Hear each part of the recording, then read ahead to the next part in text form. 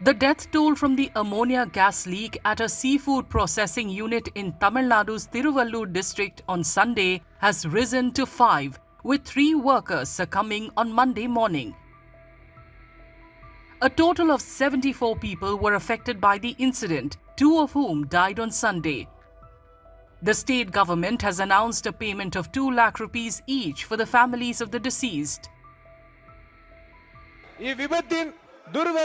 துரதிர்ஷ்டவசமாக 5 பெண்கள் உயிரிழந்து உள்ளனர் என்ற துயரமான செய்தியினை கேட்டு அறிந்து மாண்புமிகு முதலமைச்சர் அவர்கள் மிகவும் வேதனை அடைந்து அவர்களுடைய குடும்பத்தினருக்கு ஆழ்ந்த இரங்கலையும் ஆறுதலையும் தெரிவித்துக் கொள்வதோடு முதலமைச்சரின் பொது நிவாரண நிதியிலிருந்து தலா 2 லட்சம் ரூபாய் உடனடியாக வழங்க உத்தரவிட்டுள்ளார்கள்.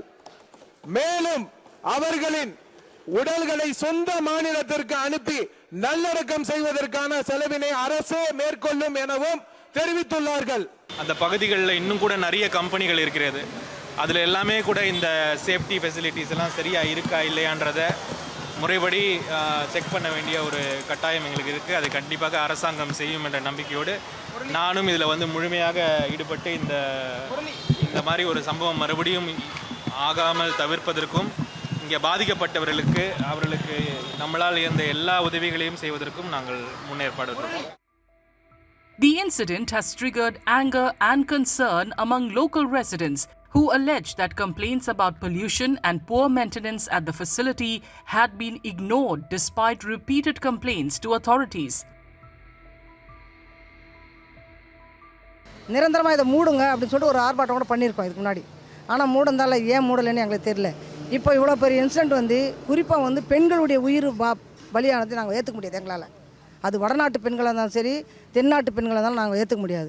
பெண்களை இவங்க குறைஞ்ச கூலிக்காக இவங்க ஏற்றுக்கணும் வேலையை எடுத்துக்கின்னு பெண்களை வச்சு இங்கே சாப்பாடுன்ற பேரில் போட்டுக்கின்னு இன்றைக்கி இத்தனை பெண்கள் மயக்கடிச்சு வந்திருக்காங்க. நூற்றுக்கணக்கான பெண்கள் மயக்கடிச்சு வந்திருக்காங்க. வயசு இல்லாத பெண்கள் எல்லாம் கூட்டின்னு வந்து இங்கே வேலை செய்து எங்களால் ஏற்றுக்கவே முடியாது. ஆகனால இந்த கம்பெனியை முழுசும் மூடணும். The state government has constituted a joint team of officials from the Health Department and the Tamil Nadu Pollution Control Board to investigate the incident and submit a report.